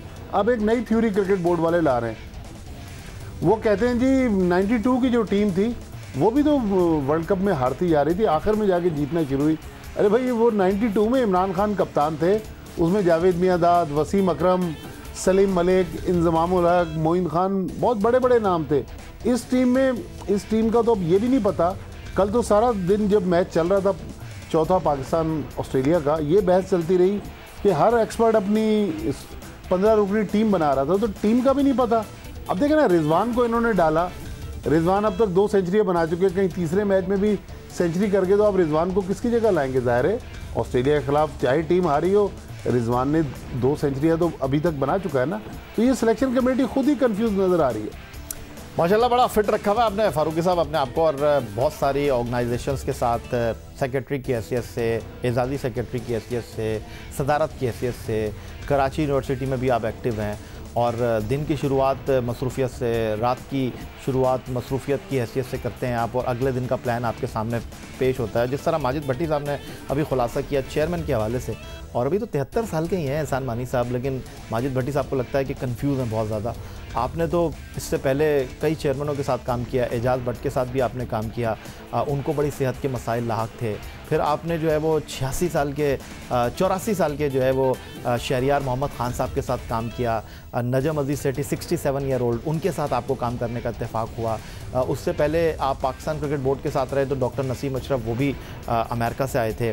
आप जब कराची एसोसिएशन के साथ एसोसिएट थे, तो lieutenant general retired Tauqeer Zia को भी आपने चेयरमैनशिप के ओहदे पर देखा। तो आई डोंट नो कि आपकी एहसान मानी साहब के साथ कितनी मुलाकात है या नहीं है, लेकिन जो इस वक्त आप देख रहे हैं सारा सिनेरियो, उसको आप किस तरह जो है खुलासा करना चाहेंगे, जो माजिद भट्टी साहब अपने तजुर्बे की बुनियाद पर आंखों देखा हाल बयान कर रहे हैं कि इस चेयरमैन ने तो इतने सारे लोगों को अपने इर्द गिर्द बिठा लिया है, वो समझते हैं कि ये सारी चीज़ें लेकर चलेंगे, लेकिन बहुत सारे ऐसे चेयरमैन थे जो आपके साथ शहरियार साहब काम करके गए हैं, नजम सेठी साहब काम करके गए हैं, डॉक्टर नसीम अशरफ साहब काम के कर गए, एजाज़ भट्ट काम के कर गए हैं, वो तो खुद ड्राइविंग सीट पर हुआ करते थे, खुद फैसले किया करते थे। मेरे ख्याल से एहसान मानी साहब की पॉलिसी उन तमाम चेयरमैनों से मुख्तलिफ है। वो उसको उस अंदाज से बांटना चाह रहे हैं कि कुछ लोगों को बाकायदा काम दे दिया कि भाई आप अपने पूरे मामलात को चलाएं, मैं आपके मामलात में इंटरफेयर नहीं करूँगा। अपनों में तो नहीं बांट रहे? नहीं, मतलब वो नहीं, ऐसा मुझे नज़र नहीं आ रहा है बाजार, मतलब कोई ऐसे लिंक अपनों में। असल चीज़ ये है कि किसी भी शख्स को लाएं, काम डिलीवर करना चाहिए उस शख्स को। असल बात ये, मुझे नहीं पता कि अपनों का ये क्या है, मैं तो काम से मतलब रखता हूँ कि काम कौन। अभी तक आपने क्या तज़िया किया, क्या मवाजना किया आपने उनको बाकी चेयरमैन? अभी वो खुद को बैकफुट पर रखे हुए हैं और आस्ते आस्ते लोगों को ऊपर ला रहे हैं कि भाई आप अपना काम शो कीजिए, और थोड़ा वक्त लगेगा। अगर ये फुट पे तो जितना आपकी ज़िंदगी का तजुर्बा 2 ही चीज़ों में बंदा रखता है, या तो अहल ना हो या उसके अंदर किसी चीज़ का खौफ हो। नहीं, मेरे ख्याल से उनकी right from the very first day मैंने नोट किया है कि वो खुद फ्रंट पर लाना को तरजीह नहीं दे रहे हैं। वो जो लोग आ रहे हैं आस्ते आस्ते उनको काम बांटते जा रहे हैं, और उनको पूरे इख्तियारात के साथ भी आप पूरा काम कीजिए। ठीक है, आपका तजिया भी हुआ था, मतलब वो अपनी जगह है, मगर बहरहाल मैं जो रीड की है मैंने चीज़, वो यही रीड की है कि उन लोगों को, उनके जो अदारे हों, उनको जो डिपार्टमेंट्स हों, उनको आप मजबूत ज़्यादा करें। हो सकता है कि लॉन्ग टर्म में इसी का एडवांटेज रहे, क्योंकि देखिए चेयरमैन अपनी जगह होता है, हर चीज़ का जवाब दे होता है, वो सब अपनी जगह है, मगर जब अदारे मजबूत होते हैं तो ज़रूरी नहीं कि हर वक्त। अब आप देखिए इस वक्त जीत रहे हैं, हार रहे हैं, कुछ लोग एहसान मानी को कोई क्रिटिसाइज़ नहीं कर रहा है, क्रिटिसाइज़ कर रहे हैं, इंतज़ाम कर रहे हैं, मोहसिन नज़र खान कर रहे हैं, दूसरों को कर रहे हैं, मगर एहसान मानी साहब इस क्रिटिसिज्म में कहीं बीच में नहीं आ रहा है। इसीलिए नहीं है फारूकी साहब, उसकी बुनियादी वजह ये है कि इस वक्त हेल्म ऑफ अफेयर्स, अगर मुमलिकत पाकिस्तान की अगर हम बात करें, अगर हम क्रिकेट की बात करें तो एहसान मानी से ज़्यादा उंगली उठेगी वज़ीर आज़म पाकिस्तान इमरान खान के ऊपर, क्योंकि इससे पहले जितने भी वज़ीर आज़म आए, मैंने आपको कहा कि उनके पास ये सवाबदीदी इख्तियार तो था कि चेयरमैन क्रिकेट बोर्ड कौन होगा, लेकिन वो पाकिस्तान का फॉर्मर कैप्टन नहीं रहा, वर्ल्ड चैंपियन कैप्टन नहीं रहा। अगर आपकी क्रिकेट में डिक्लाइन आता है, अगर आपकी टीम नीचे जाती है, तो सबसे पहले मानी साहब से पहले इमरान खान साहब पे उंगली उठेगी। नहीं, वो उनके पास तो एक ट्रम्प कार्ड मौजूद है कि भी मैं जिम्मेदार ये हैं और कल आप सीट छोड़िए और जाइए। मानी साहब कहेंगे मैंने मोहसिन खान को क्रिकेट कमेटी दी है, मैंने इंज़मामुल्लाह को चीफ सेलेक्टर लगाया, मैंने मिक्की आर्थर को कोच लगाया, मैंने जो है वसीम खान को मैनेजिंग डायरेक्टर बनाया, इसी तरह होगा। तो ठीक है, वो आगे ट्रांसफ़र कर देंगे। हाँ, यही है, आप जब बात करें होना यही है कि वो आगे को ट्रांसफ़र कर देंगे और जवाबदेह वो लोग होंगे। जो सिस्टम मैं देख रहा हूँ जो बनने जा रहा है सिस्टम, तो अब उसमें ये 5-6 अगले महीनों में और पोजीशन क्लियर हो जाएगी कि भाई इसके फ्रूटफुल रिजल्ट निकलते हैं या उसके रिजल्ट जो है निगेटिव निकलते हैं, वो चीज़ सामने आ जाएगी। क्योंकि अब तक रिवाज ये रहा है कि चेयरमैन फ्रंट सीट पर होता है, सीट से अब जैसे इसका सरफराज की बात थी, उन्होंने क्लियर कट कह दिया कि भाई ये बनेगा वो अपने अगले वर्ल्ड कप तक का कैप्टन होगा। ये कुछ ही दिन के बाद टीम गई, उसमें उसको नहीं भेजा, उसको सरफराज को, तो ठीक है, अब देखते हैं क्या होता है। मगर वो बात को उनको स्टैंड करना पड़ेगा कि जो वर्ल्ड कप है उसमें सरफराज को जाना चाहिए, ये नहीं तो बाज़ार ही लग रहा है कि वो जो स्टैंड कर रहे हैं जिस बात पर, वो शायद मुझे होती हुई नज़र आ रही कि कुछ कुदरत की तौर से भी और कुछ उसकी सलाहियतों की वजह से भी कि वही रहेगा कैप्टन अगले जो मई के महीने में वर्ल्ड कप शुरू होने वाला है। तो अब उसके बाद देखते हैं कि क्या मजीद तब्दीली जो होगी वो सारा का सारा डिपेंड करेगा वर्ल्ड कप के रिजल्ट पर। माजिद भट्टी साहब, जब एजाज भट्ट आए उनके बारे में कहा गया इन्होंने अपने लोगों को जो है वो नवाज दिया, घड़ी खुदा बख्श में जो है वो पाकिस्तान पीपल्स पार्टी के दौर में आए थे, करोड़ दिए वहाँ पर, और वहाँ आज क्या क्रिकेट हो रही है किसी को नहीं पता।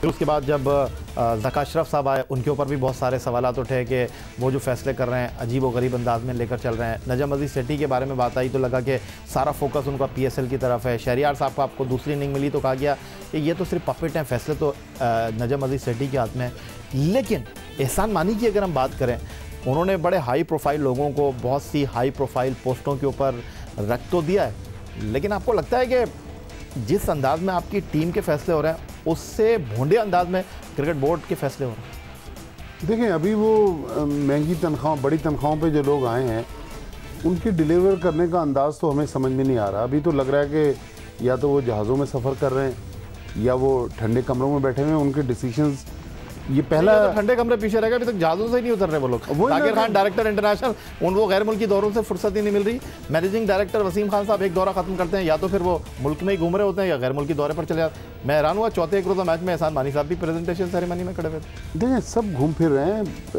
कोई क्रिकेट बोर्ड का ऐसा अफसर नहीं है जो घूमने का मौका जाने दे रहा है। आप ये तो चेक करें, तो मिलता है भट्टी साहब, TADA मिल रहा है, जहाज़ों के इनके किराए आप देख लें, इनके रेंटे कार के बिल देख लें कि कितने लोग आ रहे हैं और जा रहे हैं। यही तो पाकिस्तान क्रिकेट बोर्ड का अलमिया है। हाँ, क्रिकेट बोर्ड ने अगर डिसीजन लेना है, थोड़ी सी बात सख्त है, लेकिन अगर ये हो जाए तो कोई बुराई नहीं। आज मैं वैसे ही अपनी मेमोरी को रिकॉल कर रहा था कि अगर मैं ये प्रपोजल फ्लोट कर दूं तो माजी में कोई इसकी नज़ीर मिलती है। देखिए, मिकी आर्थर ने जितने ब्लंडर किए हैं इस ऑस्ट्रेलिया के रिजल्ट के बाद, तो सबसे पहले सिलेक्शन कमेटी और मिकी आर्थर को फारिग करना चाहिए। व्हाई नॉट भट्टी साहब? अगर आपको याद हो 1999 वर्ल्ड कप से पहले शारजा में जो कुछ टीम के साथ हुआ, इल्जामात लगे, उसमें या तो कप्तान को जाना था, कोच तब्दील हो गया। मुझे आज भी याद है, 1.5 महीने पहले जावेद मियांदाद हटे, मुश्ताक मोहम्मद कोच बने और मुश्ताक मोहम्मद की टीम ने 99 वर्ल्ड कप का फाइनल खेला जो लॉर्ड्स में पाकिस्तान ऑस्ट्रेलिया से हारा, और लेकिन ग्रुप मैच में हेडिंगले लीड्स में पाकिस्तान ने ऑस्ट्रेलिया को हराया था।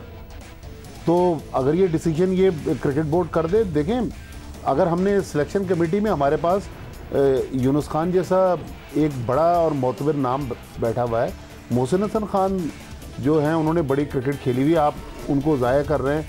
वो टेलीविज़न प्रोग्राम में बैठे हुए अपने प्रपोजल दे रहे होते हैं। तो मोहसिन हसन खान, देखें, ऐसे बंदे को सिलेक्शन कमेटी में लाया जाए जिसका अपना कोई वेस्टेड इंटरेस्ट ना हो। अगर दाएं बाएं से हमारे भी भाई बेटा भतीजा होगा तो कहीं ना कहीं तो हम ट्रैक से उतरेंगे ना। फिर जो लोगों के साथ सिलेक्शन कमेटी का इंटरेक्शन है, कभी हमें वो कश्तियों पर समंदर की सैर करते हुए नज़र आ रहे हैं, लेकिन कल जो हमने सीन देखा इंज़माम उल हक का, जिस तरह वो गिरे हुए बैठे थे दुबई स्टेडियम में, तो इस शिकस्त के असरात तो अब सिलेक्शन कमेटी के लेकिन आ आपने रहे हैं। सारा अपना जो वजन है पलड़े का वो इंजमामुल हक के उसमें डाल दिया। What about selection committee? Selection committee का व्हाट अबाउट सिलेक्शन कमेटी के रिकॉर्ड? अभी आप बात कर रहे थे पंजाब की टीम के खिलाड़ियों के साथ बड़ी नाइंसाफ़ी हुई। साद नसीम, एजाज चीमा, हुसैन तलहत, वो पाकिस्तान टीम के साथ वनडे क्रिकेट खेल कर आए और वनडे कप में वो आए नहीं कहीं। तौसीफ अहमद के जो फर्जंद वलीद अहमद है वो कैसे पंजाब की टीम में मुंतखब हो गए? भाई जिस तरह इमामुल हक पाकिस्तान टीम में अगर ड्रॉप भी होते हैं तो कहते हैं कि हाई फीवर है, तो अंधी तकलीद कर रहे हैं तौसीफ अहमद इंजमामुल हक की, इसलिए कि चेक एंड बैलेंस नहीं है ना। लेकिन इस सिलेक्शन कमेटी में तौसीफ अहमद भी ज़ाहिर रिस्पॉन्सिबल तो हैं, लेकिन असल जो बंदा रोल प्ले कर रहा है वो है वसीम हैदर, जो मेन इंजमामुल हक के साथ जो एक को पायलट है ना, ऐसा लग वो रहा तो है कि वो वसीम हैदर है। पर्सनल सेक्रेटरी का ज़्यादा रोल अदा कर रहे हैं इंजमामुल हक के। बिल्कुल, देखें सबसे बड़े मुशीर हैं उनके, और जितनी भी टीमें बनती हैं अब तो लोग कहते हैं यार चीफ सेलेक्टर से बात करने की ज़रूरत नहीं है, आप वसीम हैदर से बात कर लें। तो वसीम हैदर तो फ्रंट से लीड कर रहे हैं इस पूरी सिलेक्शन कमेटी को, तो लिहाजा क्रिकेट बोर्ड को देखें, अगर वसीम खान कहते हैं कि मैंने 87 कितने फर्स्ट क्लास मैचेस वो कह रहे हैं मैंने, वसीम खान ने 78 या 57, तो वसीम खान का अगर क्रिकेट का तजर्बा है लेस्टरशायर काउंटी से खेल के, तो अपनी आंखें और कान तो खुले रखें। जो लोग सोशल मीडिया पे वीडियो अपलोड कर रहे हैं कि सिलेक्टर्स उनके साथ घूम रहे हैं बोर्ड में, तो भाई ये कैसे घूम रहे हैं आप डिपार्टमेंट के लोगों के साथ? तो और उन डिपार्टमेंट्स के लड़के जो हैं वो 80 में भी सिलेक्ट हुए। आपके बारे में फारूकी साहब हम ये नहीं कह सकते कि आपको क्रिकेट के बारे में पता नहीं और आप गवर्निंग बोर्ड के उन लोगों में शामिल हैं जो चाय बिस्किट के ऊपर जो है आ जाते थे, वो बात वहीं रह गई थी। लेकिन ये जो बातें अब्दुल माजिद भट्टी साहब ने की हैं, क्या पाकिस्तान क्रिकेट बोर्ड के ड्राइविंग सीट पर अहम ओहदों पर बैठे हुए लोगों के लिए आई ओपनर नहीं है? जिस तरह इन्होंने अभी तजवीज़ दी है, वैसे तो भी आपने जो है वो थोड़ा सा मोहतात रवैया अख्तियार किया मानी साहब के लिए, आपने कहा कि अभी उनको मौका देना चाहिए, या उन्होंने अच्छे ओहदों पर अच्छे लोगों को बिठाकर जो है उनके हाथों में फ़ैसले दे दिए हैं।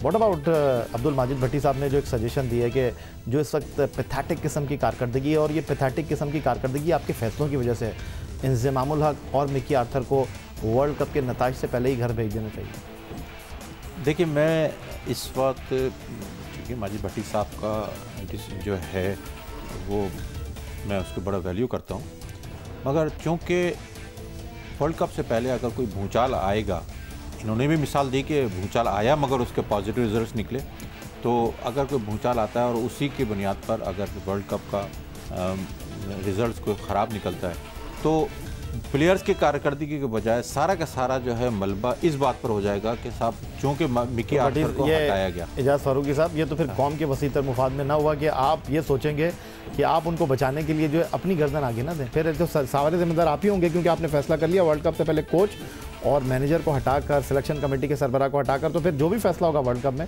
उसके जिम्मेदार आप होंगे। हाँ बिल्कुल, मैं वही कह रहा हूँ कि उनको अगर इसको हटाया जाएगा तो उसमें जो, तो मैं यही जानना चाह रहा हूँ, हाँ, अपनी गर्दनें बचाने का वक्त है या कौम के वसीतर मुफाद में फैसले करने का वक्त है? वसीतर मफाद में भी मेरा अंदाज़ा यही है कि इनको इस वक्त इतना बड़ा ड्रास्टिक एक्शन नहीं लेना चाहिए और इन्हीं को कंटिन्यू करना चाहिए, ताकि ये वर्ल्ड कप में यकसोई के साथ जो रिजल्ट्स आ रहे हैं, नए खिलाड़ी जो अपना परफॉर्मेंस दे रहे हैं, तीनों प्लेयर जो हसनैन, रिजवान और ये तीनों प्लेयर जो आए हैं सामने, तो उनकी भी कारकर्दगी सामने आई है। ऑस्ट्रेलिया के ख़िलाफ़ सेंचुरियाँ बनाना और उसके अलावा इतनी अच्छी बॉलिंग करना, बहरहाल पिटा है वो अपनी जगह है, मगर उससे उसने साबित ये कर दिया कि उसमें कुछ सलाहियतें हैं, थोड़ा तजर्बे की ज़रूरत है और इंशाल्लाह तजर्बा होगा तो हसनैन भी अपना परफॉर्मेंस देगा। देखिए, क्रिकेट कमेटी को ऑन बोर्ड लेना, मोहसिन हसन खान, वसीम अकरम, मिसबाउल हक, 3 इतने बड़े नाम हैं। अब तो उरूज मुमताज़ के पास डबल पोजीशन हो गई, तो वो ख़वातीन की भी चीफ सेलेक्टर बन गई। तो जाएं ज़रा क्रिकेट कमेटी के पास, उनसे तजवीज़ लें कि भाई क्या इस मौके पर पैनिक बटन तो मैं नहीं कहूँगा, जो हालात हैं और जो हालात जिस तरफ कोच और सिलेक्शन कमेटी लेके जा रही है, तो मेरे ख्याल में कहीं ना कहीं तो अब इनको कुछ ना कुछ तो करने की ज़रूरत है, या एटलीस्ट चेक एंड बैलेंस तो रखे, बुलाकर एक बार उनकी सरजनिश तो करें कि भाई आप क्या कर रहे हैं। ये 22 करोड़ अवाम जो हैं वो आप पर नज़र लगाए हुए हैं और आप जो हैं लोगों को भी रुस्वा कर रहे हैं, पाकिस्तान का भी नाम बदनाम कर रहे हैं, टीम भी बेदर्दी से। देखें, क्रिकेट की हिस्ट्री में पहली बार ऐसे हुआ है कि कोई टीम 200 से 280 से कम स्कोर चेस कर रही है, 2 सेंचुरियाँ बनी और मैच हार गई। और रिजवान फारूकी साहब जिनका नाम ले रहे हैं, पता नहीं उन्होंने 400 कितनी गेंदें खेल ली हैं एक छक्का मारा है भैया, आप वनडे क्रिकेट जब खेल रहे हैं तो पावर हिटर का रोल, आप 5वें नंबर पर आ रहे हैं, 4थे नंबर। साफी के बारे में कहते हैं कि वो इस माशरे की आंख है, इस माशरे की कान है, इस माशरे को देखता है और जो नाइंसाफ़ियाँ होती हैं उसको बयान करता है। और माजिद भट्टी साहब ने, अगर मैं ये कहूँ कि उसकी अक्कासी की, तो ये कहना गलत ना होगा। दूसरी तरफ क्यों इत्तेफाक नहीं कर रहे एजाज फारूकी साहब, उसकी बुनियादी वजह भी यही है क्योंकि एडमिनिस्ट्रेशन से फारूकी साहब का ताल्लुक़ है और फारूकी साहब ने बड़े आसान अल्फाज में और सीधे अल्फाज में इस बात का खुलासा कर दिया है कि क्यों ये फ़ैसला इतना आसान नहीं होगा पाकिस्तान क्रिकेट बोर्ड के लिए, क्योंकि फिर ज़िम्मेदार पाकिस्तान क्रिकेट बोर्ड होगा और अगर जो भी नताइज आएंगे तो मोरद इल्ज़ाम फिर आप नए लोगों को कैसे ठहरा सकते हैं। और बहुत आसान सा फार्मूला फारूकी साहब ने बयान किया है कि इतना आसान नहीं होगा क्योंकि क्रिकेट बोर्ड नहीं चाहेगा कि वो सारी ज़िम्मेदारी ले। तो यही इस वक्त जो मामलात हैं, हालात हैं, वाक़यात हैं, उसके हवाले से हमने गुफ्तगू की। प्रोफेसर एजाज फारूकी साहब आपका बहुत शुक्रिया, अब्दुल माजिद भट्टी साहब आपका बहुत शुक्रिया। प्रोग्राम में वक्त लेंगे, एक वक्त हुआ एक ब्रेक का, ब्रेक के बाद प्रोग्राम को मज़ीद करेंगे।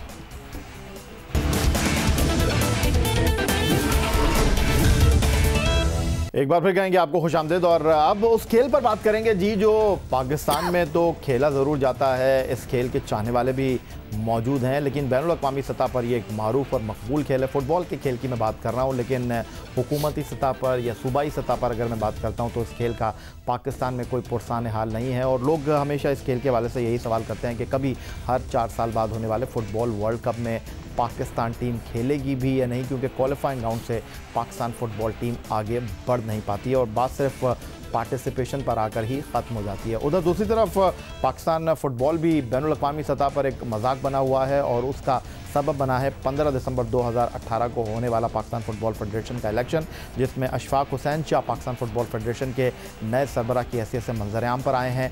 दूसरी तरफ साबिक़ सरबराह पाकिस्तान फ़ुटबॉल फेडरेशन मखदूम फैसल सालेह हयात साहब जो एक अरसे तक इस फेडरेशन के सरबराह की हैसियत से खिदमत अंजाम देते रहे, उनके कैंडिडेट्स ने तो इस इलेक्शन में पार्टिसिपेट किया। अलबत्ता फैसल सालेह हयात साहब जो थे वो आखिरी लम्हे पर इस इलेक्शन में कहीं नज़र नहीं आए। अगर ये कहा जाए दस्तबरदार हो गए तो शायद ये कहना गलत ना होगा। और अनअपोज अशफाक हुसैन शाह साहब जो हैं वो पाकिस्तान फ़ुटबॉल फेडरेशन के नए सरबराह की हैसियत से मंजर आम पर आए हैं।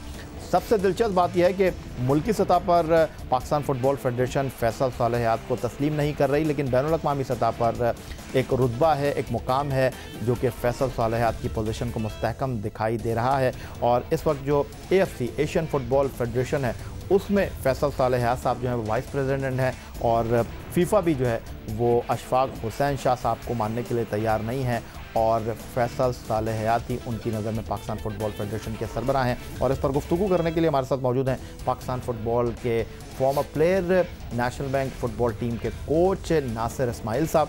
ये जो बातें मैंने कही हैं नासिर इस्माइल साहब, इत्तेफाक करेंगे आप इससे? जी बिल्कुल, मैं इससे इत्तेफाक करूँगा। हमारी रिकग्निशन इस वक्त फीफा AFC में नहीं है। ये जो अभी नई बॉडी इलेक्ट होकर आई है, इनको फीफा AFC ओन नहीं करी, वो फैसल सालेह हयात को ही ओन कर रही है। डिस्पाइट ऑफ एवरीथिंग, जिस वक्त हम ये इस बहस को लेके चलते हैं तो हमने इन जो फेडरेशन भी इलेक्ट होकर आई है, हमने कहा देखिए जी आप लोग एक्टिविटीज़ कराएं। एक्टिविटीज़ अगर आप लोग नहीं कराएंगे तो डोमेस्टिक एक्टिविटीज़ नहीं होंगी तो बच्चे जो है वो सफ़र करेंगे, अपने जॉब्स को सफ़र करेंगे, अपनी जो खेल की एक खूबसूरती है उससे सफ़र करेंगे। डोमेस्टिक इवेंट्स नहीं होंगे तो लाज़िम बात है जो डिपार्टमेंट्स पे करते हैं, पूरा साल तनख्वाहें देते हैं, लोगों को ब्रेड एंड बटर देते हैं, वो अपने डिपार्टमेंट बंद कर देंगे। तो अब इनकी समझ में कुछ आया है कि ठीक है जी, हम इस लड़ाई को कि AFC फीफा की वो लड़ाई अपनी आप लड़ते रहें, उनको आप लेटर लिखें। वो सुना है कि वो फैक्ट एंड फाइंडिंग कमेटी जो है फीफा कोई बहुत जल्द भेजने वाली है यहाँ की मौजूदा सूरत हाल को देखने के लिए, क्योंकि इन्होंने काफ़ी ख़त लिखे हैं उन्हें कि जी एक दफ़ा तो आप आएँ। तो फीफा हमेशा जहाँ पे भी डिस्प्यूट होता है आती ज़रूर है। AFC फीफा के मेंबर जो यहाँ पे रिकग्नाइज आदमी है उसको उसके साथ उन लोगों से मिलती ज़रूर है कि प्रॉब्लम क्या है, क्योंकि इंटरनेशनली हमारी टीम पे बैन नहीं है। हम इवेंट्स हमारे भी अप्रैल के अंदर ड्रॉ होने हैं वर्ल्ड कप के, और जब वर्ल्ड कप के ड्रॉ अगर हो जाएंगे और वर्ल्ड कप के क्वालिफायर्स के अंदर अगर हम पार्टिसिपेट नहीं करेंगे तो हम इंटरनेशनली तो कहीं पे भी नहीं है फिर। लेकिन ये जो आप बात कर रहे हैं नासिर इस्माइल साहब, आप कह रहे हैं कि हम कहीं बैन नहीं है, लेकिन बैनुल-अक़वामी सतह पर AFC में पाकिस्तान फ़ुटबॉल फेडरेशन के फॉर्मर प्रेसिडेंट फैसल सालेह हयात जो हैं वो वाइस प्रेसिडेंट हैं। फीफा आपको तस्लीम नहीं कर रही तो फिर आप कैसे बैन नहीं है? आपकी तो कहीं रिकग्निशन ही नहीं है। यही तो मैं कह रहा हूँ कि बैन नहीं है। जिस दिन बैन हो जाएंगे तो ये इनकी जो वहाँ पे एंट्री है, जो इनका जाना आना है फैसल सालेह हयात का, ये कर्नल अहमद यार लोधी का जो कांग्रेस में जाते हैं, ये यहाँ सेमिनार्स अटेंड करते हैं, ये फिर जब बैन लग जाएगा तो फिर जा नहीं सकते। जिस कंट्री पे बैन लग जाता है वो टोटली आइसोलेट कर दिया जाता है उनको कि जी अब आप इसका हिस्सा नहीं है, जब तक आप अपना मसला रिजॉल्व नहीं करते, जब तक हमारे फीफा स्टैट्यूज़ के तहत, आप हमारे कानून के तहत, क्योंकि फीफा दुनिया की वाहिद बॉडी जो सबसे स्ट्रॉन्ग है, वो किसी भी इवन 15 दिसंबर को ये इंतखाब हुए और उसी दिन नताइज सामने आ गए, उसी दिन सेम वो उसी दिन दे और साल 2019 के 3 महीने गुजर चुके हैं, तो कुछ 4 महीने करीबन होने को हैं। तो आपने ये जो इंतखाबात हुए थे, इसके जो SOPs थे, इसके जो नताइज थे, वो AFC में और फीफा में जमा करवाए? वो एक्सेप्ट करते ही नहीं है। वो कहते हैं जी थर्ड पार्टी इंटरफेरेंस है या फीफा स्टैट्यूज़ के तहत, और थर्ड पार्टी इंटरफेरेंस जो है वो काबिल कबूल नहीं है। ये फीफा स्टैट्यूज़ वो इसलिए ये बात करते हैं नासिर इस्माइल साहब, क्योंकि वो आपको ग्रांट देते हैं, बिल्कुल बुनियाद पर पाकिस्तान फुटबॉल फेडरेशन के एक्सपेंसेस बेयर करते हैं। पाकिस्तान फुटबॉल की तरवीज और तरक्की के लिए जो है एक अमाउंट आपको डॉलर्स की शक्ल में हर साल देते हैं, तो वो हक बजाने भाई ये कहना। बिल्कुल, मैं आपकी बात से 100% एग्री करता हूँ, और इसी बात को उनको अब इस टाइम फीफा और AFC को इंटरवीन करना चाहिए कि जब आपकी इंटरनेशनल एक्टिविटीज़ नहीं हो रही, जब आपका ऑफिस बेयरर काम नहीं कर रहा, तो इनकी जो अभी भी जो इनकी सैलरीज हैं, जो इनकी मराहत हैं, वो AFC से आ रही हैं, तो क्यों ले रहे हैं ये, और क्यों वो इनको दे रहे हैं, जब हमारी डोमेस्टिक स्ट्रक्चर में कोई इनका रोल नहीं है। इंटरनेशनल एक्सपोजर ये नहीं दे सकते, कोई सेमिनार में नहीं भेज सकते, रेफरीज नहीं जा सकते, कोचेस नहीं जा सकते। आप इंटरफेरेंस की बात कर रहे हैं। फीफा ये क्लेम करता है कि जो अशफाक हुसैन शाह साहब हैं, वो हुकूमती ईमा पर या थर्ड पार्टी के कहने पर जो हैं वो फुटबॉल फेडरेशन की बागडोर को संभाल रहे हैं। तो अशफाक हुसैन शाह साहब जो हैं, सुना यह है कि पाकिस्तान तहरीक इंसाफ जो कि इस वक्त हुकूमत में मौजूद है, वज़ीर आज़म पाकिस्तान इमरान खान साहब का तहरीक इंसाफ से ताल्लुक़ है, वो चेयरमैन है पाकिस्तान तहरीक इंसाफ के। तो अशफाक हुसैन शाह साहब को तो सुना है आशीर्वाद हासिल है वज़ीर? नहीं, ऐसा कुछ भी नहीं है, बिल्कुल गलत है। ये जो इलेक्शन हुए हैं ये सुप्रीम कोर्ट के अंडर में हुए हैं, इनका टेन्योर पूरा हो गया था, इन्होंने जो गलत काम किया था इलेक्शन में, उस टेन्योर के बाद इनका टेन्योर ख़त्म हुआ, और बाकायदा प्रॉपर जब एप्लीकेशन सुप्रीम कोर्ट में, तो सुप्रीम कोर्ट ने अपनी निगरानी में इलेक्शन कराया। तस्वीर नहीं दिखा सकता, लेकिन अशफाक हुसैन शाह साहब की तो तस्वीर भी मंजर आम पर आई। हो सकता है कोई इनकी एफिलिएशन होगी, हर आदमी की किसी न किसी के साथ एफिलिएशन तो होती है, लेकिन जहाँ तक बात कहना है कि जी कोई आशीर्वाद हासिल है, तो मैं नहीं समझता कि अभी तक हमने कोई उनकी कोई एक आध मीटिंग प्राइम मिनिस्टर के साथ दी हो, या उन्होंने कोई मुबारकबाद का कोई ख़त या ट्विटर अशफाक हुसैन शाह साहब को किया, अभी तक कोई ऐसा मंजर आम पे आया नहीं है। तो अगर आपने कहीं देखा होगा तो हो सकता है कि लोगों की एफिलिएशन। लेकिन इमरान खान इतने बड़े स्पोर्ट्समैन हैं, दुनिया उनको मानती है, सिर्फ क्रिकेट नहीं, दुनिया के बाकी स्पोर्ट्स में भी उनका एक कद है, एक मुकाम है, एक स्पोर्ट्समैन की हैसियत से। तो ये सारी चीज़ें जो अशफाक हुसैन शाह साहब हैं, पाकिस्तान फुटबॉल फेडरेशन के प्रेसिडेंट हैं, उन्होंने हुकूमत पाकिस्तान से इस बारे में रुजू करने की कोशिश की है, क्योंकि हुकूमत पाकिस्तान भी पाकिस्तान फुटबॉल फेडरेशन को ग्रांट देती है। क्या उन्होंने इस बारे में वज़ीर आज़म को ख़त लिखा है कि सर हमारे जो मामलात हैं वो तातुल का शिकार हैं, बैनुल अक़वामी सतह पर जो है मुश्किल सूरत हाल से दो चार है? सलाहुद्दीन डोगर साहब, जो आमिर डोगर जो MNA है PTI की, वो इस वक्त हमारे सीनियर वाइस प्रेसिडेंट है पाकिस्तान फुटबॉल फेडरेशन के, इलेक्ट हुए हैं। जब वो मौजूद हैं तो मैं ये समझता हूँ कि इस वक्त जो आपने बात की है वो बिल्कुल ठीक है कि अगर पाकिस्तान फुटबॉल या पाकिस्तान का स्पोर्ट्स अगर प्राइम मिनिस्टर इमरान खान साहब के होते हुए अगर सही ट्रैक पे नहीं गया, तो कोई भी दुनिया का कोई भी आदमी आप ले आए पाकिस्तान के स्पोर्ट्स को सुधार नहीं सकता। दूसरी तरफ हमारे पास इतना अच्छा chief of army staff general Bajwa साहब जो कि स्पोर्ट्स लवर है, वो उन्होंने कई मामलों में भी देखे, फुटबॉल की हमारे पास जो स्टार्स आए थे प्रीवियस, रोनाल्डिनो वगैरह आए थे, उनको उन्होंने बाकायदा वेलकम किया, बुलाया, और फुटबॉल के वो खुद बड़े शौकीन हैं। तो मैं समझता हूँ कि प्राइम मिनिस्टर साहब को और कमर बाजवा साहब को इन दोनों पार्टीज़ को बिठा के एक मसले का हल निकालना चाहिए। अगर नहीं निकालेंगे तो पाकिस्तान का फ़ुटबॉल, अभी हम 210 पे चले गए हैं, और इसके बाद इसका मतलब है कि जब बैन लग जाएगा तो हम फुटबॉल की दुनिया में कहीं पे भी नहीं होंगे। ये दो लोगों की लड़ाई के अंदर अगर सफ़र कर रहा है तो फुटबॉल सफ़र कर रहा है। तो मैं समझता हूँ कि इमरान खान साहब को इस वक्त आना चाहिए, प्राइम मिनिस्टर को, वो बहुत बड़ी नॉलेज रखते हैं स्पोर्ट्स की। और अगर लेकिन जिस तरह अभी बात कर रहे हैं नासिर इस्माइल साहब के, बैनुल अक़वामी सतह पर तो पाकिस्तान का फुटबॉल जो है वो एक जगह से दूसरी जगह जा रहा है, और वाकई पाकिस्तान फुटबॉल बैनुल अक़वामी सतह पर फुटबॉल की तरह ही ट्रीट हो रही है।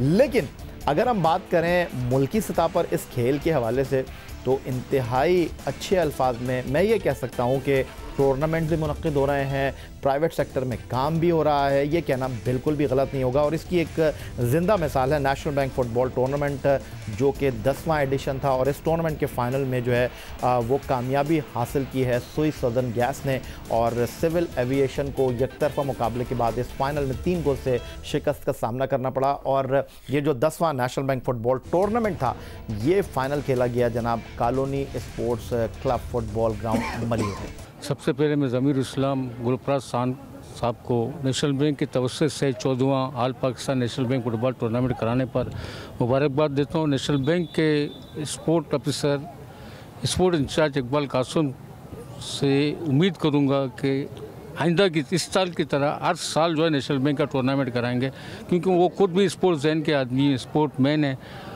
मैं उनसे यही गुजारिश करूंगा और उसको मुबारकबाद दूंगा कि उन्होंने 14वां नेशनल बैंक टूर्नामेंट कराया और इंशाल्लाह 15वां नेशनल बैंक फुटबॉल टूर्नामेंट भी इसी ग्राउंड पे इंशाल्लाह गुलपराज साहब, ज़मीर इस्लाम और उसकी टीम की तरफ से मैं इन सबको मुबारकबाद पेश करता हूँ और आइंदा इस उम्मीद के साथ कि इससे अच्छा टूर्नामेंट इकबाल कासिम जो है नेशनल बैंक के तौर से इंशाल्लाह कामयाब होंगे और टूर्नामेंट भी इंशाल्लाह गुलपराज साहब और ज़मीर इस्लाम की वजह से, उबैद खान की वजह से कामयाब होगा। फाइनल में पहुंचने वाली दोनों टीमों के कप्तानों और कोचेज ने जियो न्यूज़ से गुफ्तगू में अपने ख्यालात का इजहार किया। सानुल्लाह नेशनल गोलकीपर और SSGC की नुमाइंदगी करता हूँ। जहाँ तक के टूर्नामेंट की बात है वो तो सर ने सारी आपके सामने कर दी।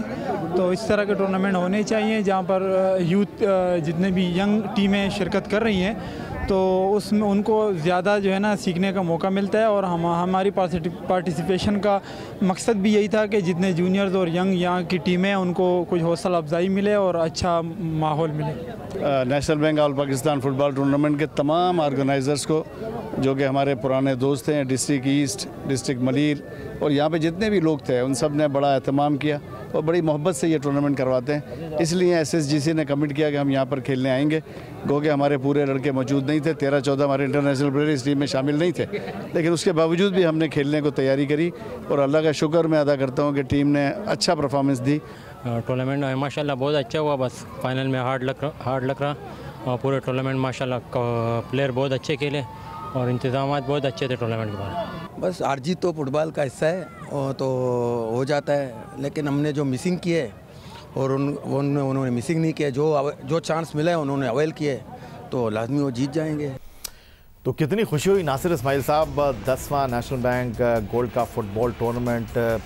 आपकी टीम तो क्वार्टर फाइनल से आगे नहीं बढ़ी, लेकिन लोग शिकायत करते हैं, शिकवा करते हैं कि जी आप स्पोर्ट्स का प्रोग्राम करते हैं लेकिन जो डोमेस्टिक सतह के टूर्नामेंट हैं उनको दिखाते नहीं हैं। हम कोशिश करते हैं, वक्ती कमी के सबब इस कोशिश में कामयाब नहीं होते, लेकिन आज आपने ये रिपोर्ट देखी, आप खुद फुटबॉल टीम के कोच रहे हैं, क्या कहेंगे? नहीं जी, ये बहुत अच्छा काम है। जियो हमेशा हर जगह पहुंचता है, हमने देखा है, ये पहली दफ़ा नहीं, कभी कभार मिस हो जाता है, लेकिन जब तक मीडिया हमारे साथ सपोर्ट नहीं करेगा छोटे छोटे इवेंट्स में, ये हमारी ऑक्सीजन है।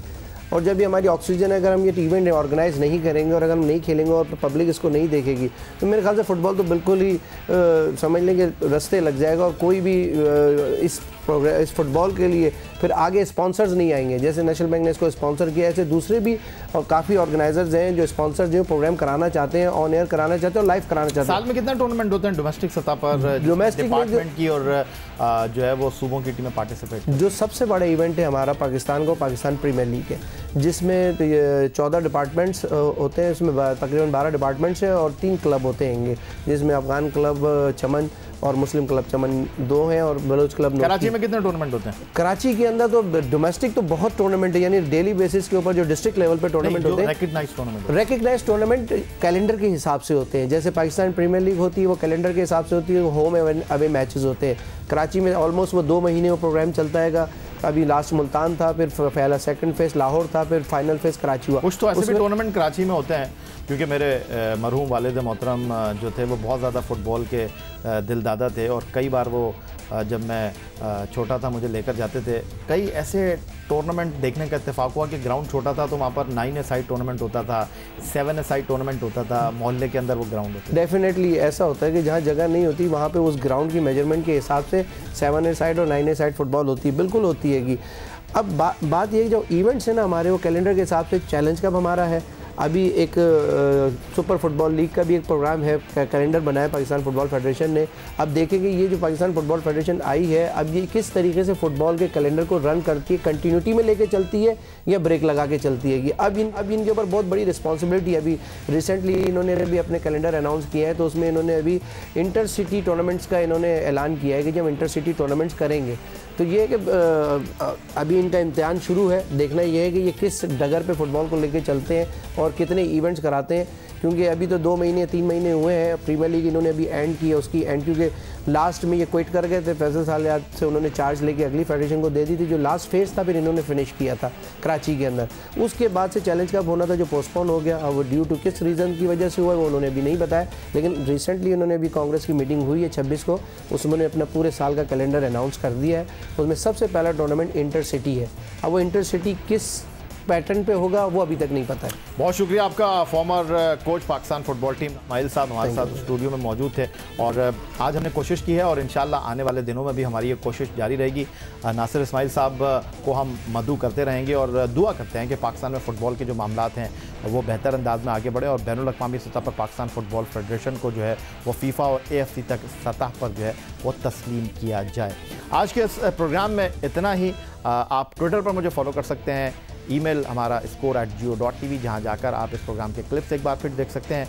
और दूसरी तरफ फ़ुटबॉल के हवाले से या डोमेस्टिक खेलों के हवाले से आप अपनी सरगर्मियों का खुलासा कर सकते हैं हमारे ईमेल एड्रेस score@geo.tv पर, फेसबुक पर हमारा पेज score.geo-news, जहां जाकर आप इस प्रोग्राम के क्लिप्स एक बार फिर देख सकते हैं।